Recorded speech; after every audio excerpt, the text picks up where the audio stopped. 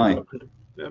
Welcome to Varn Sorry. Blog. I'm with Steve Paxton today, and we are talking a little bit about his first book, Unlearning Marx, a lot about his newest book, The End of Capitalism, History, Ideology, and Progress. I forgot the subtitle. I had to actually look at the book. Um, and One of the reasons why I wanted to bring up Unlearning Marxism a little bit is because it actually is related kind of to the theories about how capitalism ends, because one of your arguments in Unlearning Marxism that I think is uh, fascinating and something that I kind of agree with is that regardless of what you think the Soviet system was, what it ended up doing was creating the conditions for capitalism to exist after 1991. Um, and the precise debates about the nature of the Soviet Union kind of, I've been involved in them for 15 years. They make my eyes glaze over. But I think it is undeniable what actually ended up happening in the USSR. So I think when we look at, say, what might be beyond capitalism, looking at such a late comer to capitalism in the terms of like post Soviet Russia, might actually be kind of illustrative. And I found your use of G.A. Cohen to make this point kind of interesting. I don't know your precise relationship to analytic Marxism. Um, so before we get into the argument about about the end of the Soviet Union, what is your relationship to analytic Marxism? Um, so I guess I don't. I mean, I'm not enough of a philosopher to regard myself as an analytic philosopher, and I'm not enough of a Marxist really to regard myself as a Marxist. So I think Marx has got loads of really good things to say and really kind of loads of valuable insights that we can learn a lot from. Um, I, I tend not to call myself a Marxist because I think once you do that, then you end up you end up defending things because Marx said them, not because you agree with them. There isn't anyone who didn't, you know, say some things that weren't right, and you don't. There's no need to, to take the good bits of Marx. You don't have to take everything he said. It's not obviously there are some things where there's kind of a complex system there, and you can't pull one piece out without some of the other pieces collapsing. But you certainly don't have to be on board with everything that Marx wrote, and in order to see the value of some of the other stuff he wrote.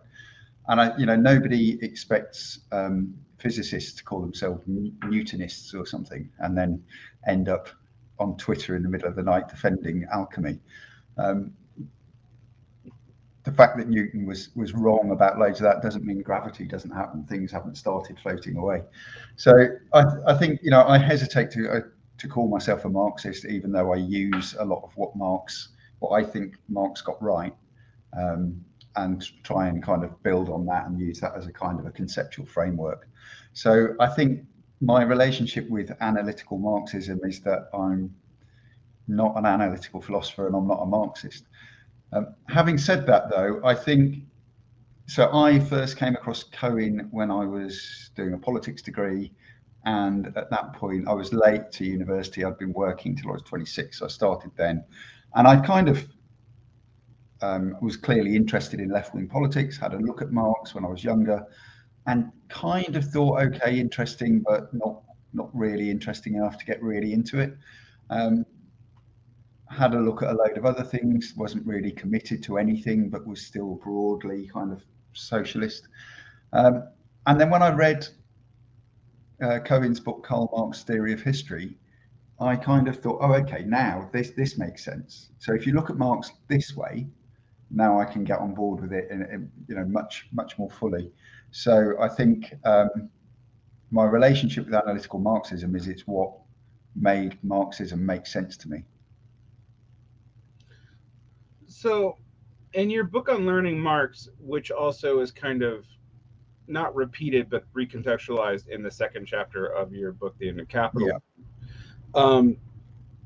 You do make the argument, more or less using Cohen and historical facts to argue that the outcome of the Soviet system was a capitalized Russia, and actually a lot of the Warsaw Pact as well, if we're really being consistent and coherent about it. And that this was actually kind of a vindication of a Marxist view of history. Sure. For my audience who may not have read your book yet, can you just signpost that argument? Yep, sure. So I guess, the vindication thing that's not a new thing that I'm saying in the book. That's something that people have said, but I think it's something that doesn't get said enough. Is that Marx? If you look at the Soviet Union and Marx, it's very tempting for obviously right wingers kind of they want to blame, they want to throw Marx out because of things that they say happened in the Soviet Union. But the way Marx looks at history is that it's kind of, some people view it very much in stages, and I think Cohen does that as well. I kind of think sort of phases maybe is a more productive way of looking at things. But either way, there is a kind of progression there, and before a certain type of economic structure can come to dominate a society, there are certain preconditions that must be met. That's true of socialism, and Marx says that you can't have socialism until you've already had capitalism, because capitalism is the only thing that can produce enough productive capacity to provide material abundance. And without material abundance, if you try to have socialism before you've got to that point, then the socialism will fail. Briefly, really, because if you are trying to share things out equally when there isn't enough stuff, you're just going to deliver shortfall to everyone, and everyone's pissed off, and then the whole thing will collapse. So Marx says that from a theoretical point of view, and it's definitely the case that Russia in 1917 did not have advanced capitalism. That's just totally uncontested. So according to that, from that point of view, theoretically, according to Marx, the Russian Revolution was destined to fail. You can be more specific than that. He wrote to Russian revolutionaries in 1881, who had kind of written to him and said, kind of sounds like you're saying if we have a revolution, it's going to fail. And he kind of wrote back and said, well, yeah, sorry, guys. He did give them a bit of a way out, though, in the next year, in 1882, in the preface to the new, I think it was the second Russian edition of the Communist Manifesto. He said that Russia might be a revolution in Russia, although it was backwards and wasn't really the place where you could have a successful revolution. It could succeed if it proved to be the catalyst for revolutions in the more advanced capitalist economies, and then the revolutionary regime would be able to benefit from the advanced from the productive capacity of Germany, England, and the USA, if those places had socialist revolutions. So he did give them a kind of a get out. Obviously, that didn't happen, and so from Marx's point of view, the Soviet Union was destined to not achieve socialism. So that's a kind of that's in the book, and I obviously go into more detail on that. I've skipped over that really quickly there, but that's not a particularly new thing that I'm arguing in the book. That's a kind of a view that various people have expressed about Marx's theory of history and the Soviet Union. The thing I'm saying in the book, which I think I'm not aware of anyone else saying, is that if you look at Marx's theory of history, there are also certain preconditions that must be in place before you can have the development of capitalism. And none of those were in place in 1917 either. Certainly not in any kind of widespread sense in the Russian Empire. And yet they were all in place in 1990. So, and obviously they had to be in place because capitalism is now some form of kind of capitalism, is now what we have in Russia. So you can argue then that period really, from just, if you go to just before the Russian Revolution, from say in 1860, or during the 1860s, the serfs were emancipated in Russia. So that was kind of the end of serfdom in Russia. That's much later than anywhere else, and it's a big kind of sweeping reform. It doesn't actually, although it's a legal thing, it doesn't really make any or very much material difference to the Russian peasantry before 1917. So you can kind of say it's kind of trivially true and indisputable that Russia was a feudal society in 1860 and was a capitalist society in 1990. So whatever happened in between was the transition from feudalism to capitalism. That just is the case. What I'm arguing in the book is, as well as that being the case, that also fits in very well with how Marx describes the transition from feudalism to capitalism happening in England from kind of 1500 to the start of the 19th century, and that lots of the things that he says have to be in place before capitalism can happen are the things that happened during that period from 1860 to 1990. And the Soviets, we tend to look at the Soviet Union and judge they claim to be building socialism. I think that they were trying to build socialism. So we judge them on did they succeed in doing that or not. And I think another way and a useful way of looking at the Soviet Union is just forget what they said they were trying to do, or what even they were trying to do. Look at what they actually did, which was mostly firefighting. They were mainly just trying to survive, just trying to protect the revolution and the revolutionary regime. They were under fire right from the start of the Civil War, foreign intervention, capitalist encirclement, World War II, all this kind of stuff. They were just constantly had their backs against the wall and just had to do whatever they could do in order to survive. But what they ended up doing was to put in place those things that Marx says you need before you can have the emergence of capitalism. So, I mean, this actually begs a question, and this is the first chapter of How Capitalism Ends, which is actually, how does capitalism begin? What are the preconditions for capitalism from your view of Marx? Sure. So one of the things is that, I mean, I guess the place to start with that is, what is capitalism? Mm-hmm. So there's no, I don't own the definition of capitalism. Marx doesn't have one single place where he says this is what I think capitalism is. You have to kind of pick up these meanings. And actually Marx doesn't own the definition of capitalism either. So, it is a contested thing. So you've got to kind of plump for something. And I've gone, and I think this is consistent certainly with a lot of Marx's approach, for a kind of a structural definition of capitalism in which most people are proletarians, which means that most people own no means of production. They don't own any productive resources.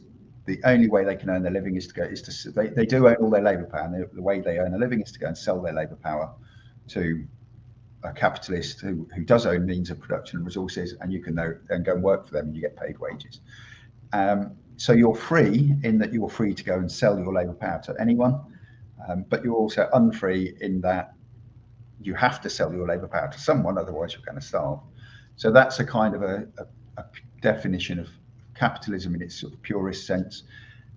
And the reason why that definition is kind of expressed like that is because it highlights the difference between capitalism and pre-capitalist economic structures. So in most pre-capitalist economic structures, people were not free to sell their labour power to anyone. They were told most immediate producers were told who they would have to work for. They might be able to work for themselves a bit and to feed themselves, but they would also they would owe some labour to a local lord of the manor. And I mean, I'm being I'm trying to be brief. so there are always lots of intermediate shades and lots of complications, but I'm trying to give the kind of the ideal, typical expressions of these situations. So one of the first things one of the first things that has to be created in order to allow capitalism to emerge is that you need to separate the worker from their means of production. So pre-capitalist workers in England didn't kind of own their means of production in the way that we might think of that now, but they had certain rights over the means of production they used. They couldn't usually sell them or bequeath them, but they had a right of occupancy, which might be a right that was passed down through the generations. But that right also came with obligations. You had to go and work for the local lord.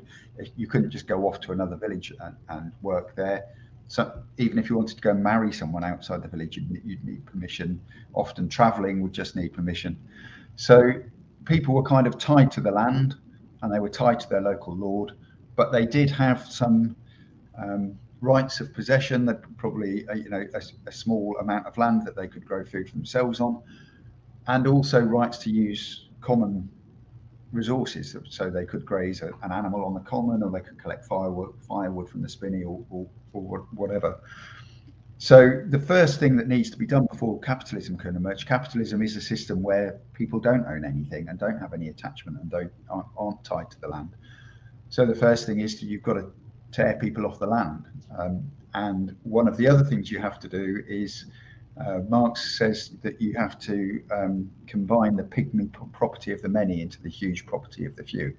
So to basically get all these individual producers with their tiny little plots of strip farm land, you need to do these two sides of the same process. One is you get the people off the land, and the other is that you then enclose the land into bigger farms. And that was happening. There were kind of two phases of that in England. There was a Tudor enclosure, which was significantly opposed by the state. Landlords were doing it. People were starting to see land in a different way, and starting to realise that they could make a load of money if they evicted the tenants. And then there was another. Once the Civil War had happened, and we'd reduced the power of the monarchy down to a constitutional monarchy, and the kind of the bourgeois interest had established itself with political power, then the second phase of enclosure was parliamentary enclosure, where acts of parliament just went through all the time, thousands of them. Almost every village in England, you can look up its act of enclosure, which is basically when the lord of the manor just said, it's just all this land you've all been using for all this time, that's mine now, and you don't have any, so off you go. So this kind of process created the two main things that Marx sees as crucial for the development of capitalism. One, which is a labourless, a landless workforce, and the other is the concentration of productive resources, i.e. land and mineral resources and things like rivers that you need to power water mills, into the hands of a few capitalists. So how do we see this developing in the way that it has developed? I mean, one of the things that is controversial amongst socialists and Marxists is whether or not we should periodize capitalism, which I tend to think we should, for a variety of reasons. But what do you see as developing in the first, say, 100, 150 years of capitalism? Because you state you see capitalism as more or less a 300-year project. There are other, I sometimes push it 100 years back, or at the beginnings of it, because there's a murky period of like 150 years in the 15th century where you kind of see the beginnings of things, but it's not a system that is enactable yet. So what really do you think happens in that first 100 years of capitalism that maybe leads to where we are now? So I think, I think it's interesting when you say about periodizing it, and also, so when I said earlier that people tend to look at Marx's view of history kind of as him viewing history happening in stages, and I was kind of like, maybe phases is better. I'm not really sure semantically if that is an improvement or not. But what I'm trying to get at, I think, is that the view we want to avoid is that you have this kind of long period of feudalism, and then there's maybe a decade of turmoil, and then it's capitalism, and then you have 300 years of capitalism, and then we're going to have a decade of turmoil, and then we'll be into socialism. And I think things don't actually work like that. So the picture is more like we have feudalism, and for kind of maybe 300 years, we're going through a transition from feudalism to capitalism. And by the time we've finished that transition, we maybe have already started the transition away from capitalism into something else. So, and it's almost as if the transitional phases last as long as the actual periods themselves, and you never quite get to that kind of pure capitalism that I described earlier. You know, the situation where if you don't sell your labour power, you'll just kind of starve, because we that's not true already. That's not true, and you know, it's good that that's not true, that we have welfare states, shoddy that they are in most places, but you know, if you don't work, you'll be really poor, or you might be destitute, but you're probably not going, in most modern capitalist economies, you're not going to kind of, it's not a case of work or starve. So we've already got a mitigation of capitalism, and that's been around for quite a while, and that, you know, we never really got to that kind of true sort of capitalist ideal, because those things probably don't exist. They're good as theoretical models, and they're good to seek, you know, to talk about, to try and understand what is going on, but that doesn't mean that the pure version of it must exist in history somewhere, otherwise it's an invalid concept. So I think one thing in terms of what happened in the first 100 years of capitalism is that it's consolidation, really. So there's a lot of political consolidation, and I think so that transitional period from maybe 1500 to 1800, there's really two phases to that. There's kind of the emergence of the bourgeoisie at the expense of the, you know, or not quite as a threat, not at the expense of yet, but as a threat to the feudal order, and that really culminates then in the 1640s, and from then till the end of the 17th century, in kind of a lot of political turmoil, and that's the where the bourgeoisie kind of wrest power from the feudal order. And then after that, then it's really a period of consolidation, and that's when they really push forward with enclosure and lots of other kind of political stuff, really. But that's the political world catching up with the economic reality that's already happened. The reason why the bourgeoisie are able to do that is that what's already happened has given them sufficient economic power and sufficient clout to be able to seize political power and to hold on to it and to dictate the terms of what comes next. So I think it's, you know, it's important to see the kind of that sequence and what's important there, and the same when you're talking about Russia. You know, it's the material kind of changes and technological changes, and the changes in kind of ownership and power in that sense, that dictates kind of what the limits of the political people who hold political power can and can't do. So in chapter 3 of your new book, you really talk about contemporary capitalism, and there's a big case to be made that it's a very different thing than this early capital that we're talking about. Sure. What do you see as the current trends, and also have the trends changed since the book was written to now, given like shifts in central banking policies and stuff like that? So I think, yeah. So I think I guess the contrast with earlier forms of capitalism is that although we might not like a lot of the results that we get from capitalism, there was kind of like an internal logic to it. It made some sense somewhere.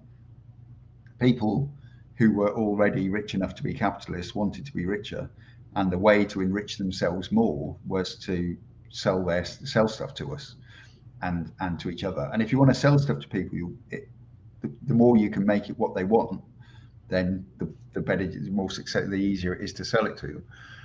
And so, for, you know, to some extent, you know, there is a logic there in capitalism that says, you know, if you want to be rich, then make things easier, make life easier for people, and find ways to produce more of things that people want. And that, you know, that's why Marx thinks capitalism is the only system that can give us this kind of material abundance, because capitalism is really good at creating more stuff. But for those reasons, capitalism is really good at creating more stuff. People are inventive, and greed is a huge incentive, and propels people to invent all kinds of things. Not that it's necessarily always the people that are actually doing the inventing that are getting the rewards, but the people that are doing the investing in that. But when you kind of, you can see and there have always been illogical things to capitalism. And I don't want to give the impression that I think, capitalism has been some wonderful servant to humanity.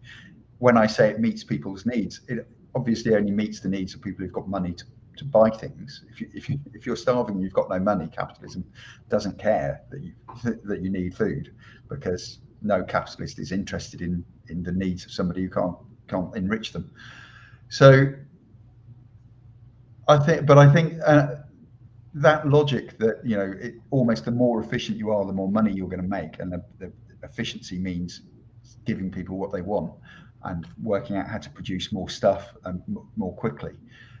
That kind of made it had its own internal sense, even though it had terrible consequences. It had some sense, but now, as I say in that chapter, you can see even more than at any point in the past that whole logic has completely broken down. So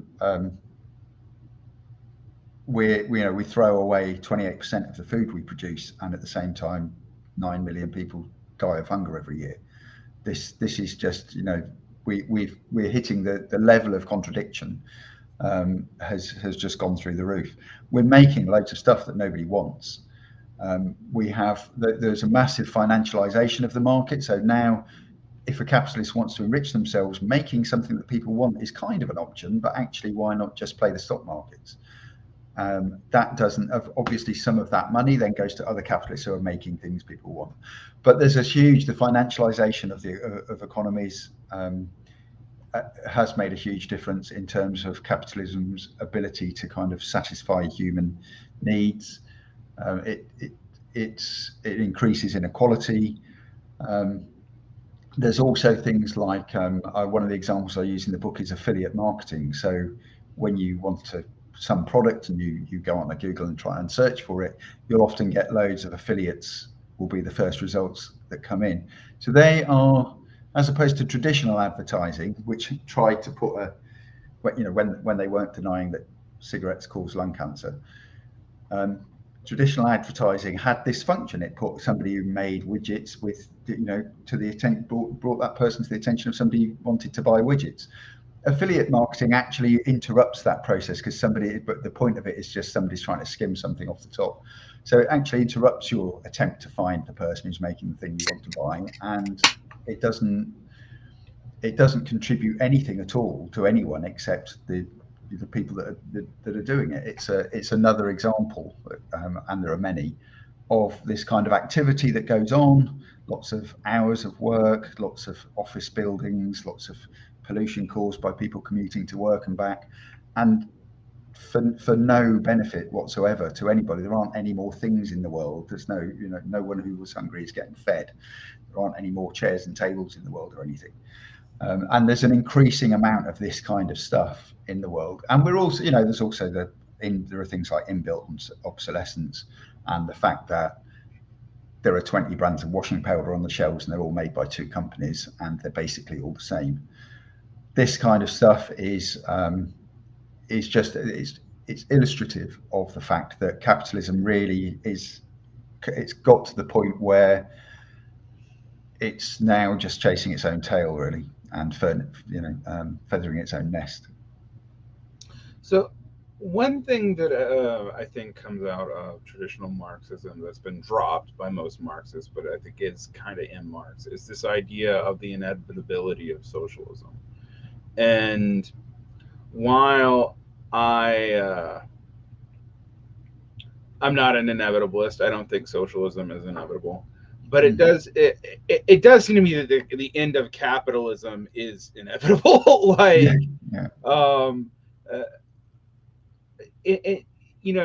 talking about the beginning of the book, which is a very breakneck pace through the history and the stakes of 300 years of capital development, and we've even shortened that to 20 minutes here, but why do you think, I think a lot of traditional Marxists would have been surprised that capitalism was allowed to get this contradictory and decadent without being replaced by something. Why do you think it has been able to survive? I guess, I mean, I agree about the inevitability of socialism. I don't think I don't think that's inevitable. I think the end of capitalism is inevitable at some point, just on the grounds that nothing lasts forever. And contrary to the beliefs of many capitalists, capitalism isn't an end game. We haven't just settled down to how the world is supposed to work. It's a phase like everything else is, and there'll be something else along at some point, hopefully something better, and maybe that will be socialism, but I don't think socialism's inevitable. And sorry, I've forgotten your other question. Oh, the other question is, why do you think that this form of capitalism, however, has been able to survive and mutate to this extent? Yeah. I guess partly because capitalists are under capitalism. The people who are powerful are fairly efficient at staying there. So there's a whole kind of system.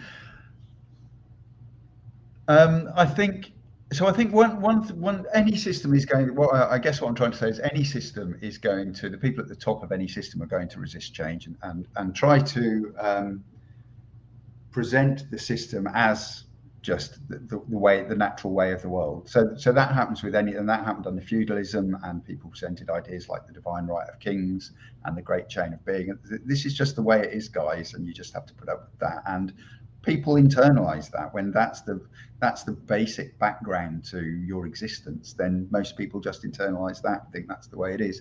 And I think capitalism has been very good at doing that. But I think also capitalism also has, because of this, its capacity to increase productive power and to increase, drive us towards material abundance. Capitalism has fed a lot of people, and people, although it's not fed a lot of people as well. But if you're not taking a judgment on whether we like what capitalism did or not, but on why it's been resilient, one of the reasons why it's been resilient is that it's always been on the right side of providing material, not abundance to people, but some kind of material sufficiency to enough people that the opponent that getting rid of it is a big risk to a lot of people. And actually, many people just want a quiet life, and if you're kind of getting enough, and what is enough is different to different.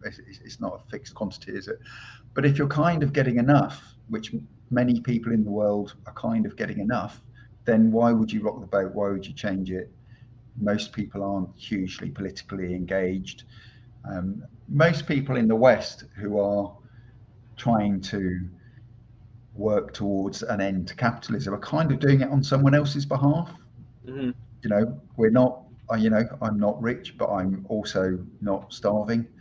And, my kids are fed and I've got a roof over my head. There are many people in this country and in the US that don't have that, but there are people all over the world that are far worse off.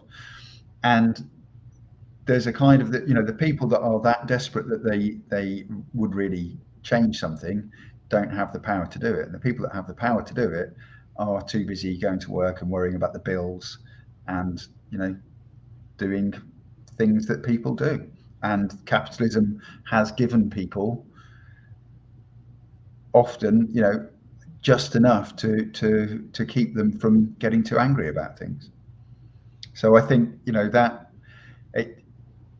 I don't want that to sound defeatist or anything, but I think that one of the reasons why capitalism has been resilient enough to get to this point is that for a lot of its history, a lot of its populations have kind of done okay out of it.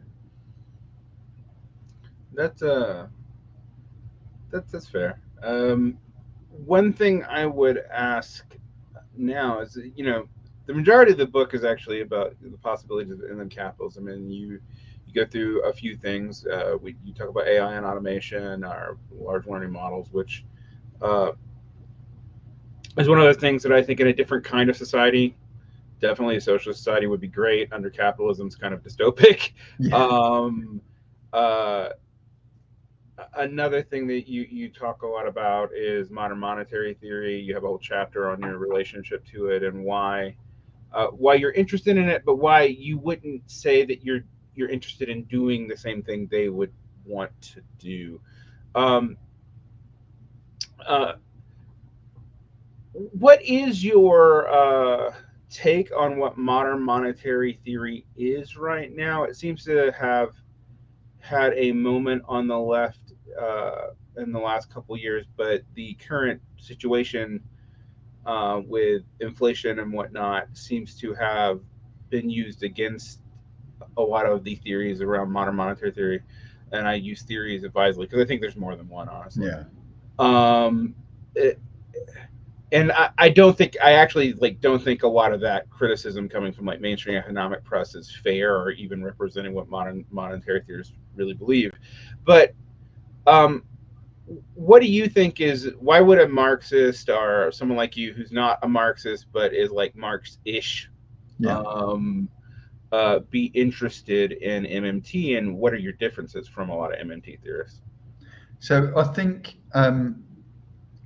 I'm interested because it's an interesting way at looking at how capitalist economies work, um, and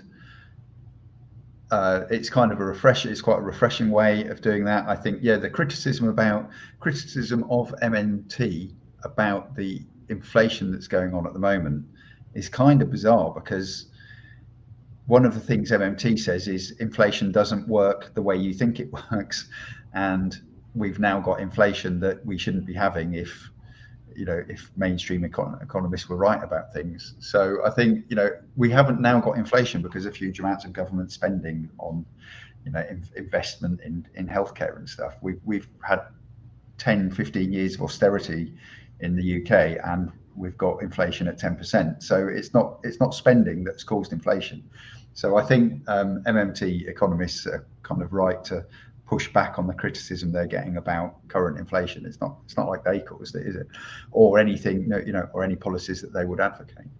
But I think, yeah. So in general, I think it's interesting because it's an interesting way of looking at capitalist economics. But the big difference between me and MMT is I want to get rid of capitalism. So how the finer details of how capitalism works are not really my focus. They seem to be kind of they're trying to make capitalism less bad, which is fine. We should all, given that it's here and it's going to be a while before we go somewhere else. Let's make capitalism as palatable as possible while we're here. But my focus, particularly in the book, is moving on from getting beyond capitalism. And so I think MMT is although it's interesting, it has a different focus. I don't know if there's much more kind of to say about it. Apart, I'm assuming you don't want me to kind of just explain what it is or anything. I think it's but yeah, I think I guess specifically one of the differences is they have this thing. They like the idea that a lot of MMT theorists talk about a jobs guarantee, and I like the idea of a jobs guarantee, but I think of it in a totally different way to the way they think of it, and I think the way it needs to be done is totally different. So most MMT theorists will when they talk about a jobs guarantee, they'll use a phrase which is the state should be the employer of last resort, which is kind of sounds to me almost a bit like workfare, isn't it? It's kind of, if we're going to replace welfare by giving you a shitty job, that you can do that instead. I don't think that's how they mean it, but I think that's how governments might use that kind of a jobs guarantee. I've argued in the book that that there's a different way of using a jobs guarantee, which is that the state should be the employer of best practice. And I think that's the reasons for that are much more structural and much more significant, I think, than what the MMT theorists mean by jobs guarantee. They're really looking at a way of dealing with unemployment under capitalism. And great, that's, I'm all for ways of dealing with unemployment under capitalism. But what I'm looking at is ways of trying to drive us past capitalism and into something else. And I think one of the ways that you can do that is by the state providing really good jobs for anyone that needs a really good job. Obviously, you can't just have a queue of people signing up to be a brain surgeon. That's not going to happen. But when I say a really good job, I mean decent wages and proper holidays and all the kind of benefits, maternity leave, paternity leave, all the benefits you associate with a reasonable job in a modern economy. So the reason for this is that what it does is it gives us a different way of approaching the problem of exploitation under capitalism. So the traditional kind of Marxist way of looking at this is that workers are exploited because capitalists own all the means of production. So because we don't own any means of production, we have to sell our labour power, and we do that on unfavourable terms because we don't really have any choice. We've got to sell our labour power to one person or another. There are people, in jobs, there are people getting up at 5 a.m. to go to clean the toilets in office blocks for minimum wage. Now, if you own some means of production and you could just get by on that, you wouldn't be taking that job. So that's the basis of our exploitation, is the need that we have to go and work for somebody, and that we enter into employment contracts on unfavourable terms because the alternative is destitution. So if the state is actually, so the answer to that traditionally for Marxists is, well, seize the means of production then, and then we'll have them, and then that whole kind of way of exploiting people will be out the window. But there's another way you can look at that, and that is you can undermine the exploitative power of the ownership of the means of production by offering people decent jobs. So if you can get, the minimum wage here is not as bad as it is over there. I think once you're 18, it's £9 something an hour. But if you put that up to an actual wage that people can live on, throw in 5 or 6 weeks holiday, which is, 5.5 is standard here. Reasonable working benefit here. Sorry? 1 week is standard here. It's insane, is it? I think so. 28 days is the legal minimum here, annual holiday. Although that might not last forever. Now we're out of the EU. But if you create a decent job and you say to them, look, if you're going to do something, there's plenty of work that needs doing. We've got a social care system in crisis. We've got staff shortages in the NHS. The roads are full of potholes. There's tons of stuff that needs doing at all different kind of skill levels, and there's training that people can get to do the things that need doing as well. If the state provides that, a decent job with training and opportunities and things and reasonable rewards, then the guy who wants someone to get up at 4 a.m. and go and clean the toilets in his office block is going to need to start offering a bit more money, isn't he? He's not going to be able to. He's not going to find someone and say, well, unlucky, mate, because your alternative is being on the dole, I can get you to come and work for £9 an hour. If the state are offering that guy a trained job in the service sector for £12 an hour, he's going to go and take that. So the private sector, the private sector then has to up its game. It has to improve its offer. It takes some of the exploitative capacity out of the ownership of the means of production. It makes owning that office block much less appealing because there's much less profit to be made, and it makes because when you say to somebody, well, you can own the means of production if you like, but you've got to compete with a state that's offering people really good jobs, then that suddenly becomes much less attractive because it's much less profitable, because there's much less opportunity for exploitation. And this is not something, we can't just introduce this as a policy and start tomorrow. it would need to start at a certain level, probably at the lower end of the jobs market. But there's no reason why that couldn't be kind of rolled out over a decade or two, and to the point where actually there's nobody really wants to go and work for a private company anymore, because working for the state is so much better. And I think part of the an example of something similar to that, and I think so. Firstly, I think that's a really important thing, because that's employment is a big deal to people, and also that is the basis of, for those of us that like our Marx, that is, employment is the basis of exploitation under capitalism. So it's addressing that really structural, fundamental point. But you could do a similar thing in health, housing, and education as well. So part of that model of the way of going about things comes from the introduction of the NHS in the UK. People didn't go and seize hospitals from the private sector. People didn't, there was no kind of storming the Winter Palace to do that. The state basically just put a load of money in and said, here's a really good healthcare system that you can use for nothing.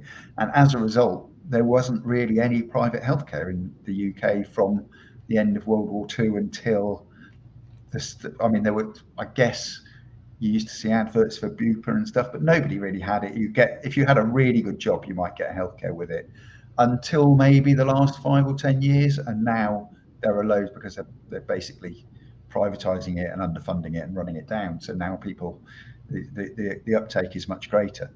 But the model of the National Health Service basically just undermined it stopped private health until the Tories came in and started dismantling it.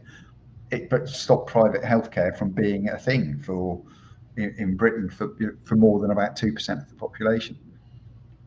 State education stops private education being a thing for 93% of the population.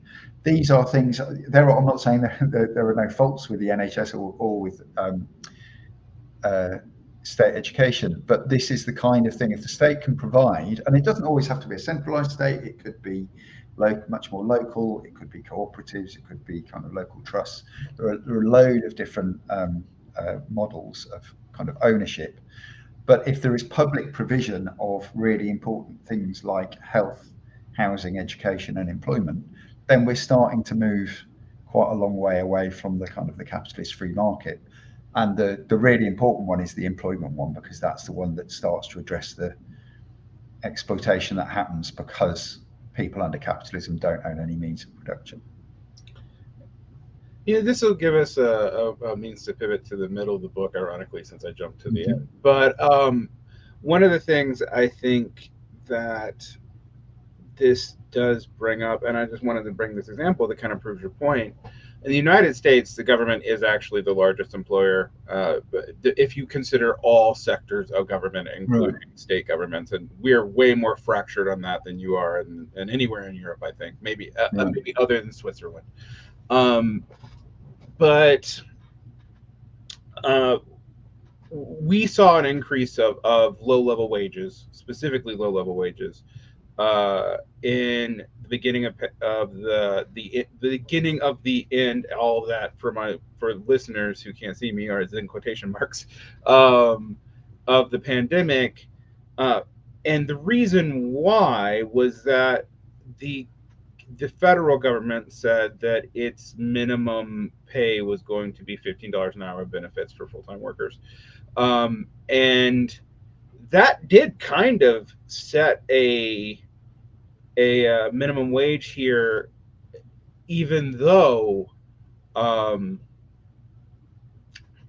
there's been no movement legislatively in the states and at the federal government to set a minimum wage. It's just now you have such a large employer, aka the federal government, raising their minimum wage, their minimum pay, which actually did mean that most jobs have now come within like $1 or $2 in it. Even in places with massively different purchasing power, because the United States being so big, there's huge differences in how far a dollar goes depending on where you live. I say all that because it does kind of prove the point that you're making, and it does kind of prove MMT point, but I also agree with you. At least when I read Warren Mosler's proposal, I'm like, well, the government as employer of last resort, at what you're suggesting the ideal thing was, and this was years ago, but it's like it is at barely at a living wage, so Yeah. that's not really going to help people that much. That still seems conductive to capital, not to Yeah. workers' power. Um, I think that's interesting what you say about the federal rate. Well, I didn't realise that they'd done that. So if all they have to do now is say there's a job there for everybody, and the private sector's really got to up its game into. Yeah. However, our central bank seems to be actually trying to do the opposite. So there is a move. There is an explicit move by Jerome Powell to create unemployment, and they're actually having a hard time doing it because we've had such a working population drop. I mean, we've had a lot of excess deaths, more than a lot of parts of Europe, but we've also had just a lot of people leave and for whatever reason been unable to work in the last year, and that also it gets to another point. In the United States, even though we have probably the shittiest welfare system in the developed world, you're still usually not going to starve if you don't work, as long as somebody around you is working. Yeah. They're not saying it never happens. There's a lot of, we have way too much hunger for a country this rich, but it is, it does kind of fit your point there. It's not like we've had like mass famine, Yes. with large parts of the population leaving the world. I mean, starving is pretty extreme, isn't it? There are people. The work or starve thing is, well, there are people in the UK. The use of food banks has gone up massively in the last 10 years, and particularly over the last 2 or 3 years. And that's not great. That's people living on charity, which is just shows the breakdown of the welfare system. Yeah, So it's not. I'm not trying to give the impression that life on the dole is really great and comfortable and it's fine. I'm just saying that actually literally starving, as in that would be the pure mode of capitalism, is that there would be no welfare state and you would actually just starve to death, as many people do in the world. 9 million a year. Yeah, I mean, yeah, your book makes that point, and yeah, we've had a massive increase in use of food banks and whatnot too. Like the food, we have Food Bank Day, and since the pandemic, and it's not really stopped since then. You'll see like a line of cars around the block to go get a box. Right. So it's not ideal. Don't want to. No. We should be celebrating capitalism in this capacity at all. But you are right that in the developed world, it's still pretty rare for you to starve to death. Yeah. So I guess this brings me though to your whole point in the center of the book about emerging capitalist ideologies and the kind of dualities or contradictions in both the what we might call the left wing under capital and the right wing under capital. So what is the left wing in a capitalist society, and why, some people try to talk about left wings in pre-capitalist societies, and I'm like, I don't know that makes sense. But right. So I mean, I guess so. I make the point in the book about the left, and I think obviously the ideas that I'm going to talk about predate the French Revolution, but the labels left and right, as most people know, come from the immediate aftermath of the French Revolution and the seating positions in the National Assembly. And the point I want to make about that is when you talk to people about left and right, if you ask people what left and right means to them, I mean they are contested terms. We've all got a general kind of a thing that we think. It's like it when you see it, but when somebody asks you what it is, then it trips people up a bit. But broadly speaking, people will come out and list a few things, a few policies that are left wing or attitudes that are left wing, and a few policies or attitudes that are right wing. But another way of looking at that is to look at the original, where the terms originated, and the terms originated with the French Revolution, with the revolutionaries being the left wing. But obviously that was a capitalist revolution, so those people were pro-capitalist, and the right wing were the people who were kind of opposing this change to capitalism from feudalism. And if you think so, now the left are obviously either anti-capitalist to the extent they want to get rid of it, like I do, or they are anti-capitalist to the extent that they want to mitigate the worst of it. But broadly speaking, the left do oppose capitalism. So, but given that the left really started off being in favour of capitalism and are now against capitalism, there's no, if you take that kind of historical context into account, you can't really say that term applies to a set of policies or an approach to how the world should be. What you can do, though, is you can look at it as being a direction of travel. Being left wing is to be progressive, not in the way it's often used in that kind of socially liberal sense, but as in looking for progress, trying to, supporting the idea that we should move away from hierarchy and superstition towards equality and rationality. And that's the kind of the left project, is to drag us from feudalism to capitalism and then to something better. And capitalism, for all its ills, was an improvement on feudalism. It was an improvement in that it created more stuff, so fewer people went hungry, although loads of people still do. And it also had some ideological progress over feudalism. It replaced things like the Great Chain of Being and the Divine Right of Kings with things like the Declaration of the Rights of Man and the Citizen, and the Declaration of Independence, which say that all men are created equal, or all people are created equal. And that kind of sets the tone for capitalist ideology, who, these guys are trying to justify getting rid of a system of social hierarchy. So part of their thing is, look, we're all equal. There is some way in which one person is as good as another person, and the fact that you're a duke or something shouldn't shouldn't interfere with that.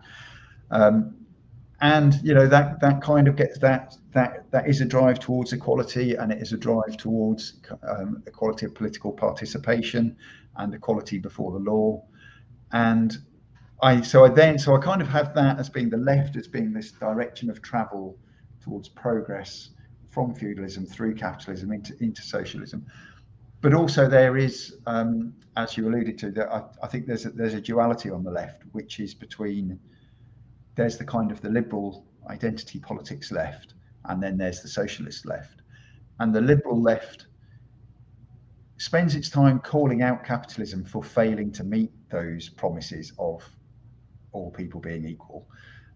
The civil rights movement, the suffragettes, that kind of thing, but also now with, our kind of current equivalents of those things. And, and there's still a gender pay gap there. There's still, disparity in the prison population of most countries in terms of the racial makeup compared to the racial makeup of the whole population. These things are being called out by kind of the liberal left, and what they're doing is they're saying to capitalists, look, you said that this was your ideology, that we're all created equal, and we should all be treated equally. But I think then there's a socialist left where, we want all of those. I completely agree with all of that stuff. But also, even when you've done all of that, even when the prison population exactly mirrors the non-prison population, even when there's no gender pay gap, even when the kind of the hierarchy of income inequality is completely kind of gender neutral and race neutral and everything else, there's still a hierarchy of income inequality. So we need to address that, and we need to, and more importantly, we need to address wealth inequality and ownership of the means of production inequality. So although yes, socialists agree with everything that the liberal left are saying when they're calling out the hypocrisy of really existing capitalism, we're also saying you've still got to go a lot further than that, and you've got to sort out some things which can't be sorted out under capitalism. There are things which are not, there is no way, you can't mitigate the concentration of the ownership of the means of production under capitalism. It's not going to work, because getting rid of that is getting rid of capitalism. And that's what many of us want to do. What do you think is the duality of the right?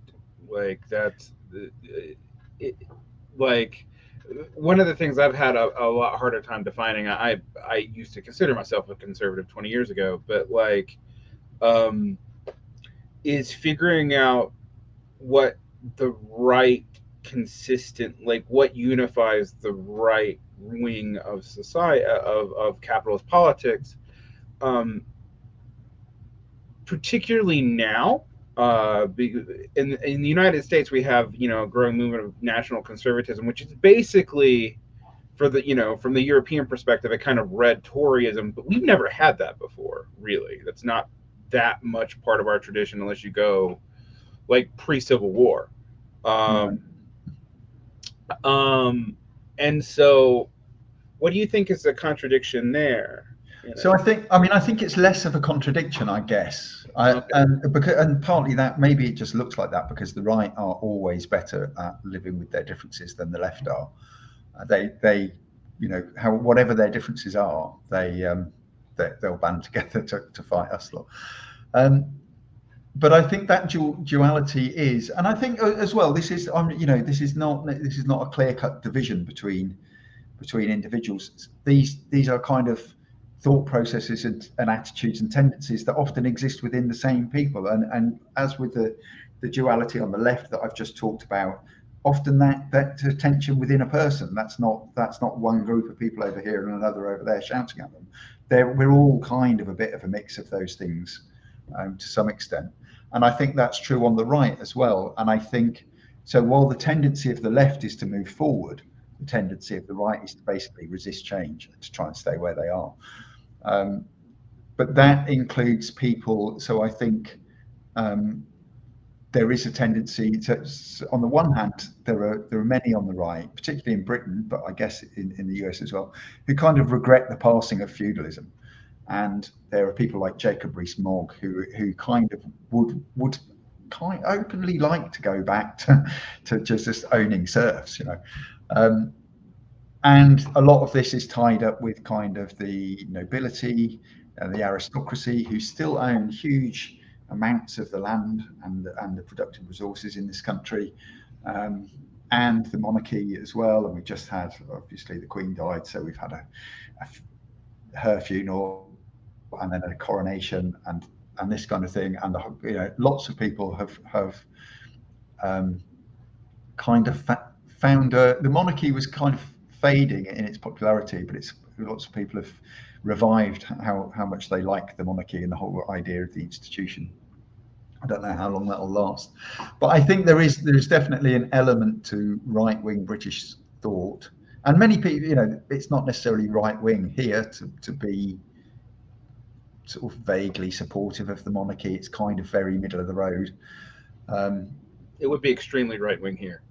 It's kind of weird because it's that one thing, isn't it? Because most things, I think what's middle of the road in Britain is mainly further to the left of what's middle of the road in America. But on the monarchy, it's because of the history as well.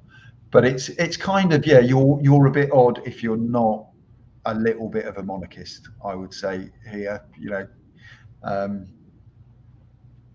People see it. It's kind of it's a statement. If you're anti-monarchist, it's a statement that you make, and other people think you're making a big fuss about something. If that's kind of the consensus, I think.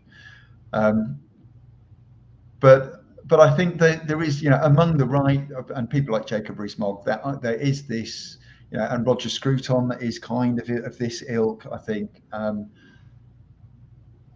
people that kind of just they want tradition and they like that kind of traditional hierarchy, and they might not come out and say it, but they kind of do regret the passing of feudalism.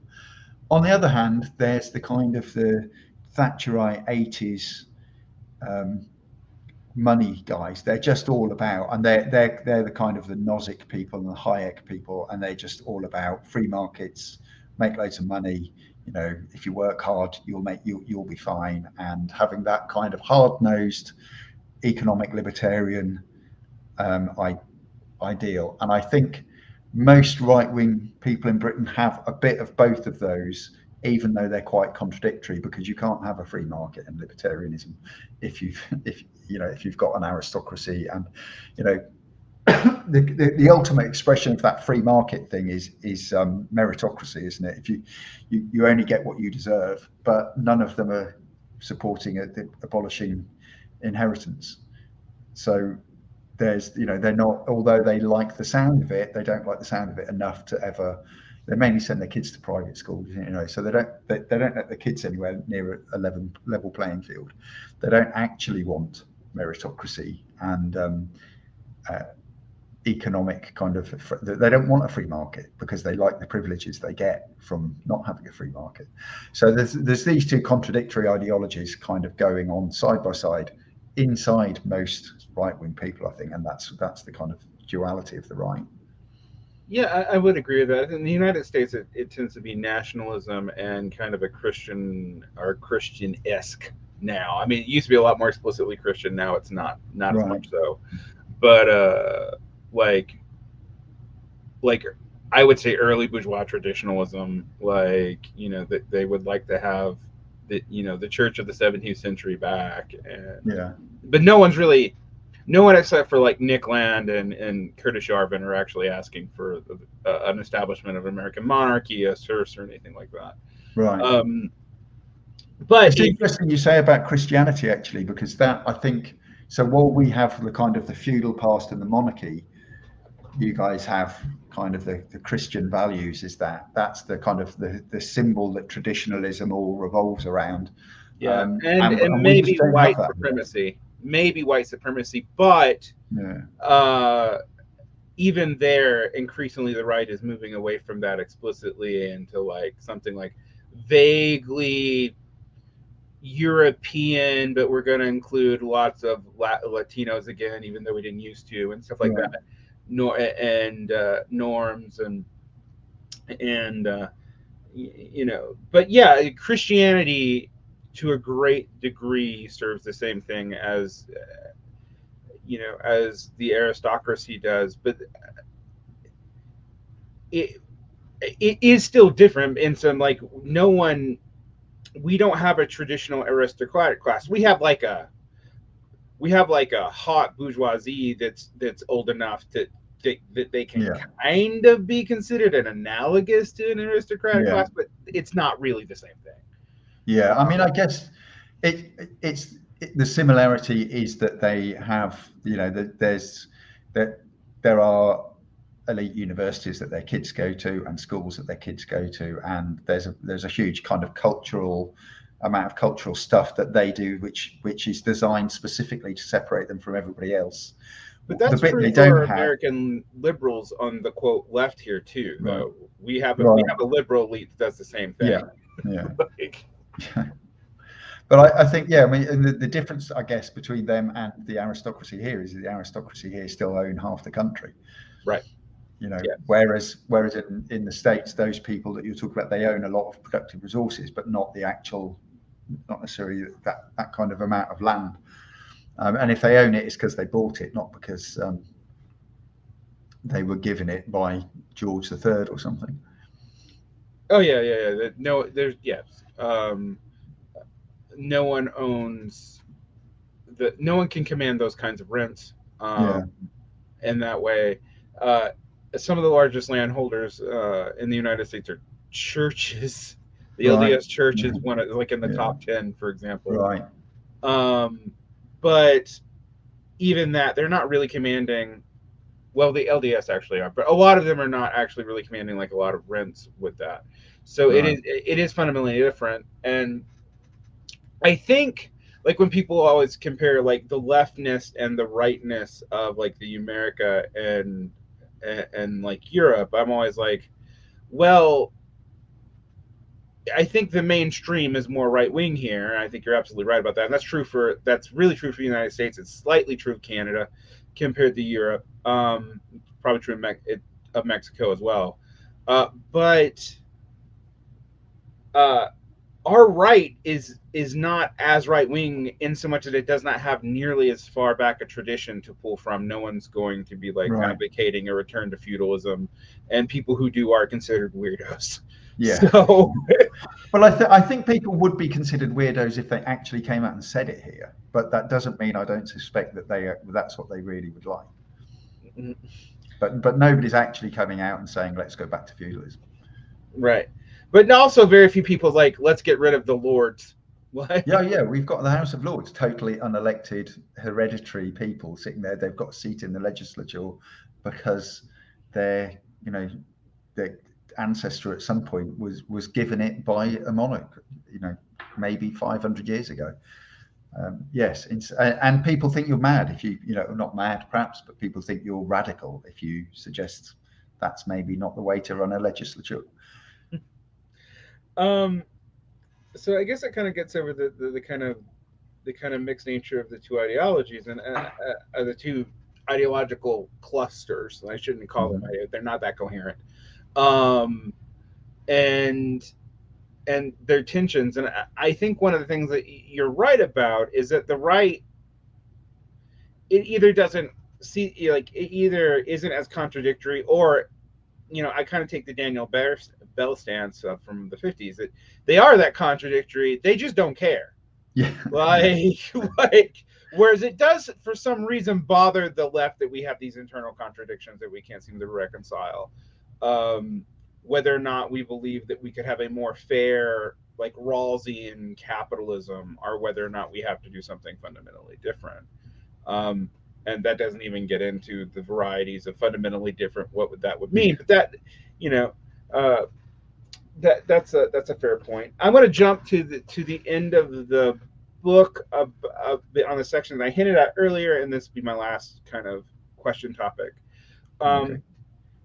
There is a chapter in your book where you talk about AI and automation and that contributing to the end of capitalism. Since this book was written, but not since it came out, we've seen massive innovations in large learning models. I mean, in large language model learning, as far as machine learning goes. I don't tend to call that artificial intelligence, but it's probably the closest thing we've ever actually had to it. Yeah.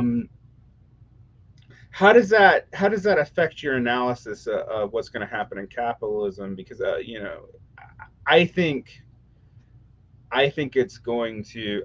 I think the technology could be good, but under capitalist circumstances, it's going to be A, used shittily, and B, largely used to reduce decent paying jobs. So, where do you see this going?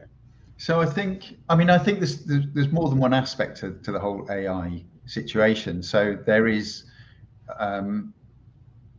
are legitimate worries about how people who control social media empires are going to use AI, and how it's going to be in the kind of the information sphere. So there's that aspect to it. But I think if we're talking about the effect on employment and jobs, I think, yes, you're right. Under capitalism, as every kind of automation has always done, it's used really badly, because what happens is if you invent a machine that's going to do someone's job, then they end up without a job, and under capitalism that means they end up without any money.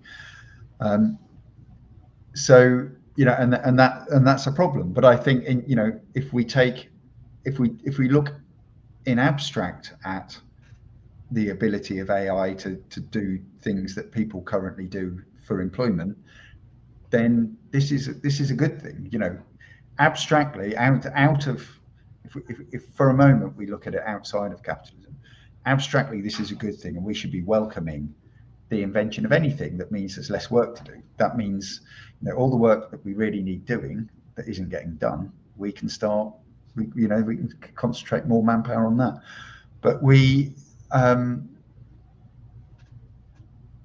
I think the other aspect of it is that because obviously it doesn't exist completely in abstract of its situation. So that's something I think that just shows us how what a desperate state we're in with capitalism, is that we're going to get this stuff that's going to mean there's less crappy work to do, and we're worried about that. So that's kind of showing us that we should be moving on from capitalism.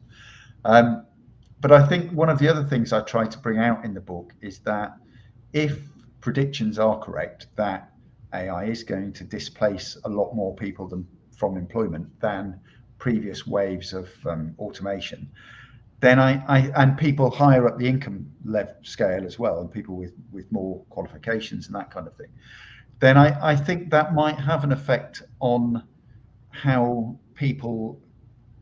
different people view different potential policies that we could suggest. So, for example, so one of the things is, when I said earlier about what is capitalism, it is a system where most people are proletarians, and that means you're a wage worker. Basically, you don't own any means of production, so you have to go out and work.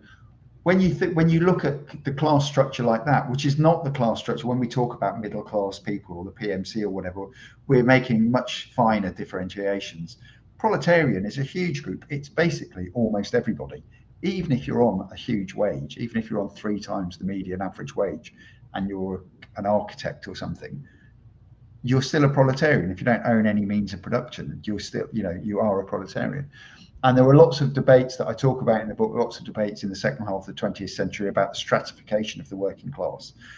Basically because as the kind of the white collar sector expanded, lots of people whose parents were blue collar workers got white collar jobs, and as we had free education, free university education, people got degrees and got graduate jobs.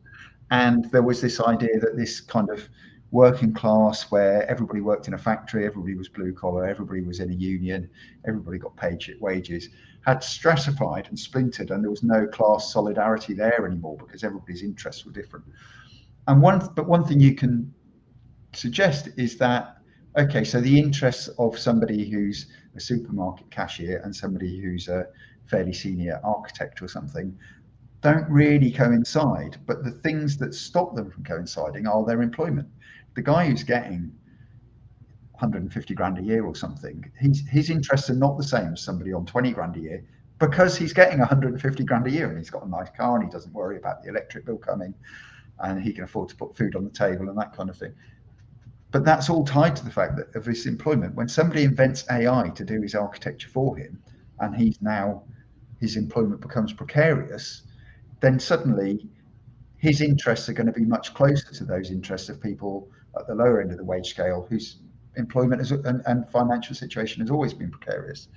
So what that means is, if you approach someone kind of the idea of a jobs guarantee, well, to somebody who's in secure, well-paid employment, that just is like what me paying more taxes for people who don't go to work. I'm not interested in that. And I'm talking about kind of looking at people as that kind of self-interested economic actor in the, I'm skimming a lot here, but in this kind of ideal typical case, that is a predictable response from somebody in secure, well-paid employment. I'm not really interested in a jobs guarantee because it's just going to cost me more taxes. But if that person in 5 years' time is looking at AI replacing all his colleagues' jobs and thinking, actually, I could be out of a job in a year or two, and then you start talking to him about a jobs guarantee or UBI or something like that, then he's going to be more kind of like, oh, okay, I can see where that might help me there, so I might support that policy. So I'm kind of painting people as wholly self-interested, and it's much more complicated than that. But I can just kind of trying to be brief. But the idea is that when employment becomes precarious for a much bigger group of people, including people that we have traditionally thought of as being splintered away from the working class and having their own set of interests that aren't the same as the interests of people at the lower end of the income scale. When their employment becomes precarious and you realise that all their perks are tied to their employment, then actually maybe that could point to, that could lead to more of a bit more solidarity and a solidifying of the interests of a bigger number of people. Yeah, I think that's fair, and I think it. I agree with you. You can't, assume homo economicus, but also, roughly speaking, homo economicus is predictive of large groups of people. It's can't predict individuals. So I think we will see. I think we've already kind of begun to see that in some ways with more and more college-educated people being considered, broadly speaking, left-wing, not just in a cultural sense, which has always been kind of true, but in a economic sense, which has not been true. I mean, I remember when I was first in college, I think every third person was like, I'm socially liberal, but I'm economically conservative. And I was like, okay, like, sure. And I don't hear that nearly as much today. Right. I mean, that's just, I'm socially liberal but economically conservative just means I want you to leave me alone when I'm having a joint, but I don't want to pay any taxes. Yeah, that is what it means. I come to the awkward part of a Left Aligned podcast where I have to ask people what they want to plug because we still live in a capitalist society and whether we like it or not. So, do you have anything you need to plug other than the 2 books we talked about today? I don't actually know, just the 2 books we talked about today. I don't have one to hold up and show the camera. I don't know if you've got one handy there. This is unfortunately, my copies are e-copies. You got the e-book. Yeah, hold on. My Kindle's big enough that maybe you can see the cover. All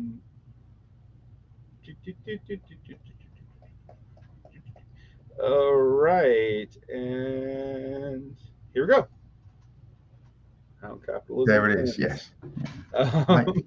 I designed the covers of both of them as well, actually. So I didn't like the ones that Zer0 came up with, so I did my own. So How Capitalism Ends and Unlearning Marx. I don't think I've got any other podcasts booked in at the moment that I can tell you to watch, but have a look at the books. And I'm on Twitter, Steve__Paxton. Follow me on Twitter if you like. Buy the books. If you like them, good. If you don't, I'm not giving you your money back. I enjoyed them, and clearly, for disclosure, I helped publish one of the 2 of them. So, actually, to be fair, if I did give people their money back, if I gave them my share of what of the purchase price, they probably wouldn't. They'd just be like, "I'll just keep it." Yeah, fair enough. Thank you so much for coming on. Cheers. Cheers.